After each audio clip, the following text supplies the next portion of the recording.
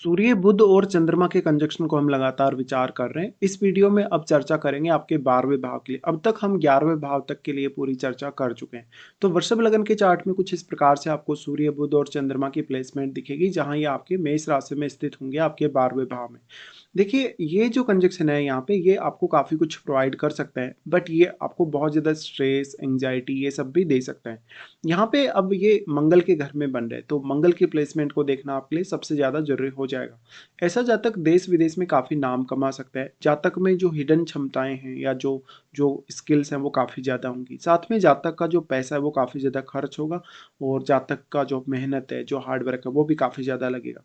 देखिए, ज़्यादातर स्थितियों में क्योंकि अब सूर्य यहाँ पे फोर्थ लॉर्ड है और सूर्य का प्रभाव बुध और चंद्रमा पर काफ़ी स्ट्रॉन्ग रहने वाला है। वैसे देखा जाए तो चंद्रमा की स्थिति जब जब भी मंगल के घरों में बनती है, तो व्यक्ति में उतना ज़्यादा धैर्य होता नहीं, और यहाँ पे सूर्य जैसा प्लैनेट आ गया, तो निश्चित तौर पे अब आप में धैर्य की थोड़ी कमी होगी, या तो आप अपने फैसलों पर बहुत लंबे समय तक बने हुए नहीं रह सकेंगे। वैसे यहाँ सूर्य फोर्थ हाउस के लॉर्ड हैं, तो आपका जो मदर के साथ रिलेशन है, कहीं ना कहीं वो काफ़ी ज़्यादा स्ट्रॉन्ग रह सकता है, इमोशनली या मेंटली। बट यहाँ पे फोर्थ लॉर्ड सूर्य होने की वजह से आपका घर से दूर जाना, इवन विदेश में सेटल होना, या स्पेशली अपने काम की वजह से, अपने कैरियर की वजह से विदेश में सेटल होना, ये सब नज़र आता है। यहाँ पे सूर्य उच्च की स्थिति में आ गए, तो आपकी अपेक्षाओं को और भी ज़्यादा तेज़ी से बढ़ा देंगे। साथ में जातक कोई भी प्रकार का बिजनेस भी काफ़ी अच्छे से कर सकते हैं, क्योंकि यहाँ पे सूर्य तो उच्च की स्थिति में है ही, लेकिन यहाँ बुध भी आ गए, तो बुध आपके चार्ट में हुए दूसरे घर के स्वामी और पंचम घर के स्वामी। तो कहीं ना कहीं आपकी संतान का रिलेशन भी आपके 12th हाउस या 12th हाउस की क्रियाओं से हो सकता है। सबसे ज़्यादा जो चंद्रमा यहाँ प्रभाव डालेंगे वो आपकी मानसिक स्थिति पे डालेंगे। वैसे तो यहाँ पे जो बुध और चंद्रमा दोनों की जो युति है, उस वजह से आपको काफ़ी कुछ सोचना पड़ेगा, काफ़ी कुछ विचार करना पड़ेगा, या काफ़ी ज़्यादा स्थितियाँ आपको मैनेज करनी पड़ेंगी। ऐसे में आपको बहुत ज़्यादा सोचने, विचार करने या ओवर थिंकिंग का शिकार होना पड़ सकता है कभी कभी। इस प्रकार से जातक की जो रात्रि की नींद है वो काफ़ी ज़्यादा डिस्टर्ब हो जाती है, और जो आपका सबकॉन्शियस माइंड है या जो आपका अवचेतन मन है, उस पर इस कंजक्शन का बहुत ही गहरा इम्पैक्ट पड़ेगा। अब यहाँ सूर्य कितना ज़्यादा बुध को प्रभावित कर पा रहे हैं, कितना ज़्यादा ये चंद्रमा को प्रभावित कर पा रहे हैं, ये आपको देख लेना काफ़ी जरूरी है।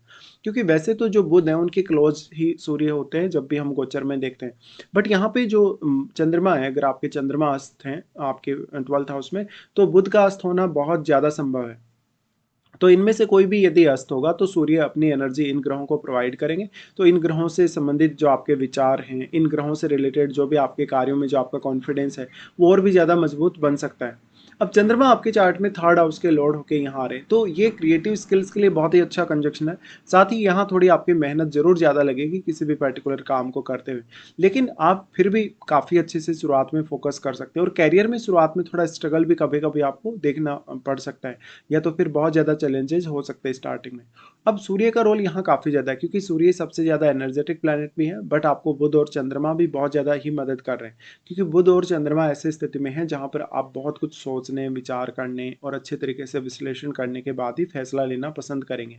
ऐसे में बार बार अपने फैसलों को बदले नहीं, जो जो भी आपको फैसला लेना है स्पेसिफिक, उसके लिए विचार आप पहले से ही कर सकते हैं। फिर दूसरी सबसे बड़ी बात आ जाती है यहाँ पे, क्योंकि जातक का जो मन है वो काफ़ी ज़्यादा सक्रिय रहता है, और जातक कभी भी अपने आप को फ्री फील नहीं कर पाएगा। ऐसे में आर्थिक स्थिति को लेके ये कंजक्शन बहुत इंपॉर्टेंट है। ऐसा जातक बहुत ज़्यादा अनावश्यक या तो खर्च करेगा, जातक को धन के रूप में कुछ नुकसान वगैरह होगा, या कुछ ऐसी परिस्थितियाँ हो सकती हैं लाइफ में जहाँ पर आप अपने जानबूझकर भी पैसे को सेव नहीं कर पा रहे, और आप अपने इमोशंस की वजह से भी कुछ पैसा अवश्य खर्च कर ही देंगे। अब बात आ जाती है, क्योंकि सूर्य जो है वो फोर्थ लॉर्ड है, तो पारिवारिक स्थिति को लेके, और क्योंकि दूसरे घर के स्वामी बुध भी यहीं पर हैं, ऐसे में परिवार का साथ छूट सकता है। परिवार से कुछ हद तक वैचारिक मतभेद हो, थोड़ा सा लड़ाई झगड़ा वगैरह हो किसी बात के लिए, या परिवार से बहुत ज़्यादा कटे कटे से आप फील कर पा रहे हैं, ऐसा हो सकता है।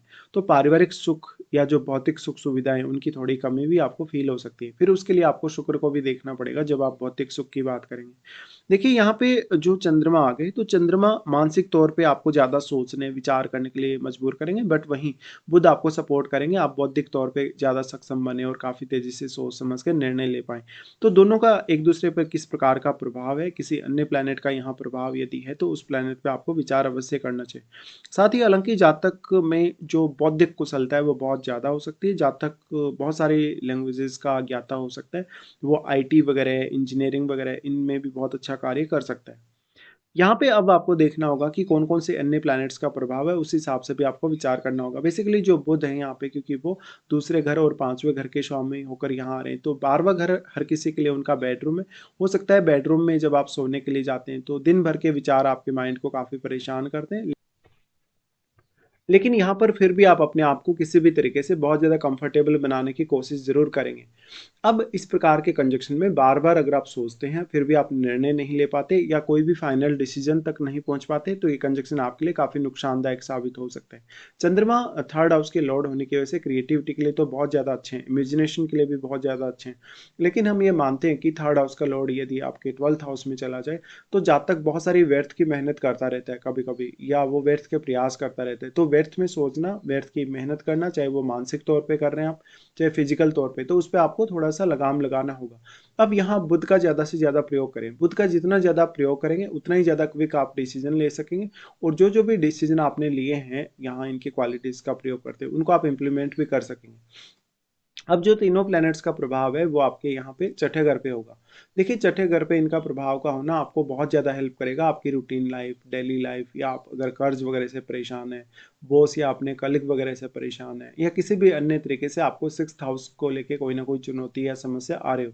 इसी तरीके से कोई कंपटीशन फेस करने, कोई भी प्रकार की विपरीत परिस्थिति को फेस करने के लिए ऐसा कंजक्शन आपको काफ़ी ज़्यादा मोटिवेशन भी देगा।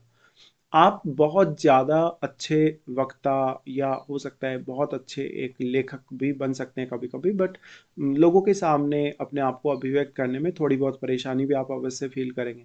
साथ में जो अब यहाँ मंगल की प्लेसमेंट है चार्ट में, मंगल की प्लेसमेंट बहुत इंपॉर्टेंट है, क्योंकि मंगल का अगर दृष्टि यहाँ पड़ गया, अगर उनका प्रभाव यहाँ पड़ गया 12वें घर पे, तो इससे मैरिड लाइफ पर काफ़ी नकारात्मक असर पड़ सकता है। साथ ही साथ आप रात्रि के समय भी बहुत ज़्यादा एक्टिव हो सकते हैं, या विचारों के माध्यम से बहुत ज़्यादा एक्टिव हो सकते हैं। इस वजह से आपका जो मैरिड लाइफ है वो थोड़ा डिस्टर्ब सा रहेगा, या तो फिर आप अपने पार्टनर को पर्याप्त रूप से समय नहीं दे पाएंगे। अब आपके चार्ट में जो दूसरे घर में बैठा प्लैनेट है, दूसरे, फिर या तीसरे, चौथे और 5वें, इन भाव में बैठे प्लैनेट्स को अवश्य विचार करिए, क्योंकि वैसे तो इनके जो भावों के स्वामी हैं वो आपके 12th हाउस में बैठे हुए हैं, लेकिन इन भाव में बैठे हुए प्लैनेट्स जो होंगे वो इन भावों के रिजल्ट को बहुत हद तक प्रभावित करेंगे।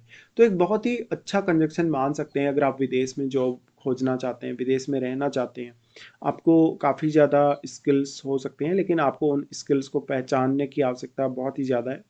साथ में ऐसा जो जातक होगा, काफ़ी सारे अलग-अलग स्रोतों से धन कमा सकता है, बट उसको धन को बचाने या धन को मैनेज करने में काफ़ी परेशानियाँ हो सकती हैं। अब आप जितना ज़्यादा फ़ोकस्ड बनेंगे, जितना ज़्यादा मेडिटेशन वगैरह का सहारा लेंगे, उतना ही आप अच्छा कर पाएँगे।